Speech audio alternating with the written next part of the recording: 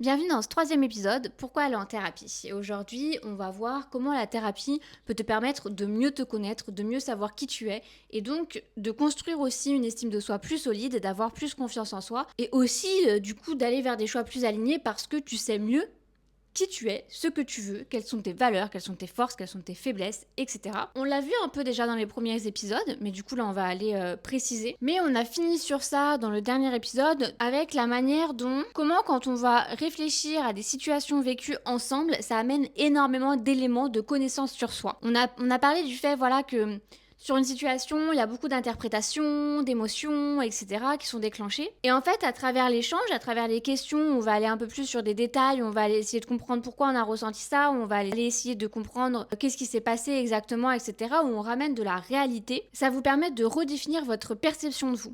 Ça vous permet de vous rendre compte que dans cette situation, en fait, j'ai pensé que j'étais telle et telle caractéristique et je pense ça de moi, mais que finalement, quand on va creuser ensemble, c'était pas forcément complètement juste dans cette situation, ni de manière générale. Et en fait, on va aller voir, on va aller comprendre qu'est-ce qui a construit cette perception de moi. Pourquoi je suis persuadée d'être telle ou telle caractéristique? Est-ce que je le suis vraiment? Est-ce que c'est une croyance sur moi? Est-ce que c'est quelque chose que j'ai construit? Est-ce que c'est un rôle que j'ai pris pour trouver ma place, pour être aimée, etc. Et donc, toutes ces questions vont vous amener à vous voir de manière beaucoup plus juste.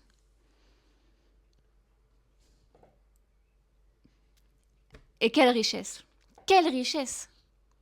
Moi, je vous dis ça, c'est vrai parce que, en fait, pour moi, ça paraît évident et parce que je le vois quand je dis quelle richesse, c'est que je vois en séance à quel point c'est riche de voir ah, mais oui, en fait, je suis comme ça parce que ça.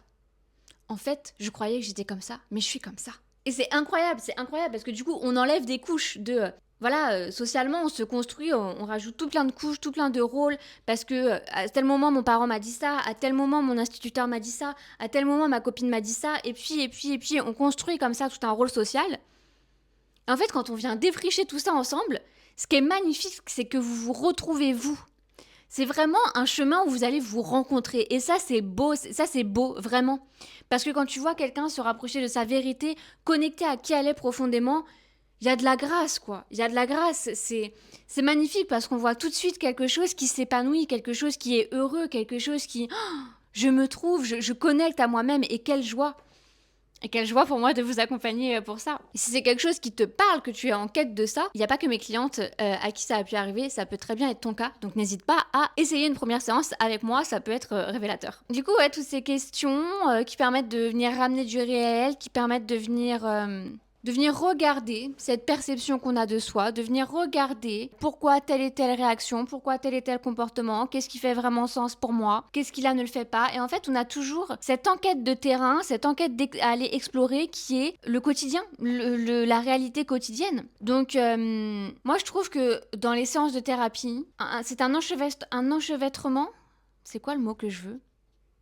Ça s'entremêle, mais il y a un mot où il y a che et veut et treux. Un enchevêtrement. Je sais pas si ce mot existe. Mais en tout cas, on parle du passé. On parle de l'avenir. Mais on parle aussi du présent. Et je dirais même que c'est ce présent, souvent, qui est au cœur de l'échange, qui est la matière première, qui est là, je vis ça, je traverse ça, je l'interroge de telle manière. Et ça nous fait aller creuser parfois dans des événements passés qui nous expliquent qui on est aujourd'hui, qui nous expliquent pourquoi il y a une charge émotionnelle aussi forte, qui nous expliquent pourquoi j'ai pris tel rôle, qui nous expliquent pourquoi je me comporte comme ça, qui nous expliquent pourquoi je réagis comme ça, etc. Et c'est aussi parfois aller comprendre le présent par le passé, mais aussi aller comprendre le passé avec le regard du présent. Très intéressant. Et réconcilier avec ce passé pour être en paix dans le présent. Donc réconcilier aussi avec le présent, mais parce que dans le présent, il y a une part du passé qui n'a pas forcément été digérée. Et tout ce qu'on découvre sur aujourd'hui nous permet aussi de faire des projections sur l'avenir. Mais je trouve que le terrain d'enquête, c'est vraiment le présent. C'est ce que vous traversez, c'est ce que vous vivez au quotidien. Donc c'est pour ça aussi que vous ne posez pas forcément trop de questions sur ah mais qu'est-ce que je vais dire? Ah mais est-ce que j'ai des raisons d'aller en thérapie? Ah mais voilà, vous venez, vous me racontez ce qui s'est passé la veille et de là, c'est comme un prétexte en fait. Et à la fois, c'est pas complètement un prétexte parce que souvent, c'est effectivement ce qui vous tracasse, ce que vous avez en tête, etc. Donc, c'est déjà libérateur de pouvoir le déposer. Mais c'est surtout, c'est vraiment le point de départ, comme si, viens, je te pose ma boule de fil. Aujourd'hui, c'est ça. Ok. Et moi, je prends le bout du fil. et je tire dessus. Et dès qu'il y a un nœud, ok, je vais voir c'est quoi le nœud.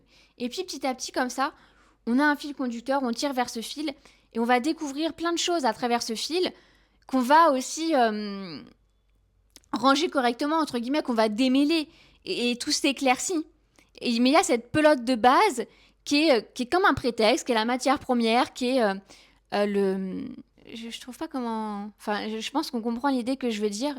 J'ai l'impression qu'il y aurait des mots... C'est pas forcément le prétexte que je veux dire. C'est le point d'entrée, quoi. C'est le point d'entrée. Et c'est pour ça aussi que tant qu'on n'a pas vécu une séance, tant qu'on n'a pas expérimenté une ou deux ou trois séances, mais souvent une, c'est déjà très éloquent, très parlant, eh ben, on peut se dire mais qu'est-ce que je vais dire? Mais à quoi ça va servir? Mais je vais dire ça et après? Ouais, mais tu sais pas de quelle manière tu vas le dire, tu sais pas ce que tu vas ressentir quand tu vas le dire, tu sais pas comment je vais te le renvoyer, tu sais pas quelles questions je vais te poser derrière et à quoi ça va t'amener à penser. Et là, on part dans monts et merveilles, quoi. Vraiment, il y a plein de portes qui s'ouvrent. T'as pas idée de tous les angles morts que tu as sur ta situation et sur toi. Et à nouveau, c'est l'altérité qui vient te permettre d'ouvrir toutes ces portes-là, d'aller éclairer tous ces angles morts, d'aller mettre de la lumière et d'aller découvrir et te découvrir. Donc, c'est en tout ça, notamment, que les séances te permettent d'aller à la rencontre de toi, de ton essence profonde, de qui tu es par nature. Et je sais que c'est une grande question pour beaucoup, beaucoup de femmes. Qui suis-je? Je me suis tellement suradaptée à tout le monde, j'ai tellement fait plaisir à tout le monde, je me suis tellement imprégnée des autres pour faire plaisir, pour répondre aux besoins, que moi, quand je veux reprendre ma souveraineté, mon pouvoir personnel, oui, mais je sais pas ce que je veux, je sais pas qui je suis. Bah viens en séance, tu vas te découvrir, tu vas te découvrir. Et moi, j'ai vraiment à cœur aussi de valoriser tout ce qu'il y a de beau dans l'humain. Je suis pas là pour flatter, mais je vois que très souvent, une part de mon rôle, c'est de revaloriser ce que vous dévalorisez. Et ça, c'est fondamental, c'est hyper important. La grande majorité de mes clientes ont un regard extrêmement dur envers elles, un auto-jugement intransigeant. Vous êtes toutes condamnées à la plus lourde des peines. Et je trouve que c'est important aussi de recevoir ce regard extérieur qui vient aussi remettre un peu chaque chose. Ok, là, t'as peut-être cette faiblesse, t'as peut-être ce défaut, mais déjà, t'es en conscience, tu travailles dessus, etc. Mais il y a aussi ça. Regarde ce que t'as fait là, regarde ce que t'as fait là. Et c'est vraiment pas... Je vais jamais être dans la flatterie. Ça m'intéresse pas d'aller flatter l'ego parce que c'est vraiment pas ça qui nous permet d'être dans ce qu'il y a de plus beau de nous. Même si flatter l'ego, c'est pas non plus le truc diabolique, quoi. Mais c'est vraiment pas... C'est pas ça qui fait sens pour moi. C'est vraiment que vous puissiez vous regarder avec justesse. Il y a de la richesse en chacun d'entre nous, et ça peut paraître très prétentieux et présomptueux ce que je vais dire, mais j'attire pas n'importe quelle personne. Mes clientes sont des femmes incroyables, pleines de ressources, vivacité d'esprit, générosité, gentillesse. Je vois ça, et c'est important que vous le voyez, parce que c'est avant tout à vous de vous mettre à l'honneur. Mais c'est pas forcément toujours évident de le faire, c'est pas toujours...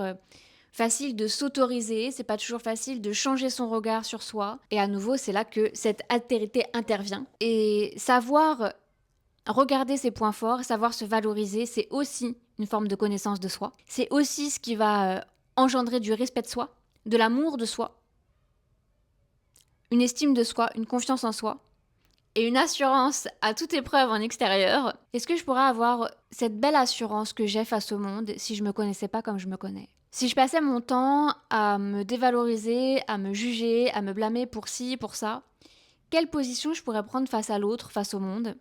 Je serais mon plus gros frein, et cette manière dont je me freinerais serait pas du tout épanouissante pour moi, serait même éprouvante. Mais du coup, je ne permettrais pas non plus aux autres de profiter de mes qualités. Or, le fait que je me connais, je reconnais mes défauts, mes faiblesses et mon ombre, et je suis un être humain. Du coup, je suis en paix avec ça. Même s'il y a des jours où des pensées intrusives peuvent prendre le dessus. Aussi justement parce que je reste un humain et que je ne suis pas invincible, je ne suis pas infaillible. Mais si je reconnais ça, je reconnais aussi toutes mes forces, toutes mes qualités. J'invente pas un monde sur moi. Je reconnais que, tiens, ça, je vois que c'est facilité chez moi et je vois que ça n'est pas forcément chez d'autres. C'est quelque chose que j'ai à valoriser. Qu'est-ce que je peux faire de ça ? Comment je peux le mettre au service de l'autre et comment je peux épanouir ces qualités. Mais pour ça, j'ai besoin de les voir, j'ai besoin de les chérir, j'ai besoin de les valoriser. Et ça me permet d'être fière de moi, d'être fière de qui je suis et de pouvoir prendre place dans le monde, ma place. Et de mettre au service, de mettre à profit ces qualités-là comme un cadeau pour l'autre, tout en me respectant moi. Et quand je me permets à mes qualités de s'épanouir, certes, c'est un service à l'autre, mais c'est un bienfait pour moi et je suis avant tout responsable de moi. Mais pour ça, j'ai besoin de me connaître. De mieux me connaître en tout cas. Parce que ça reste tout un chemin.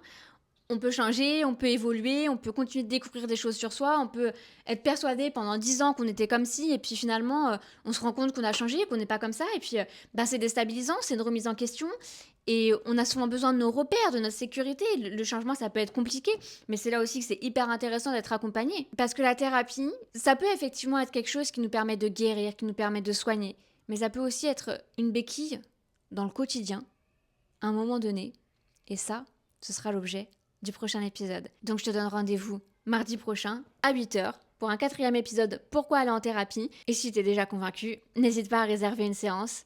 Je te dis à la semaine prochaine, donc n'oublie pas de t'abonner.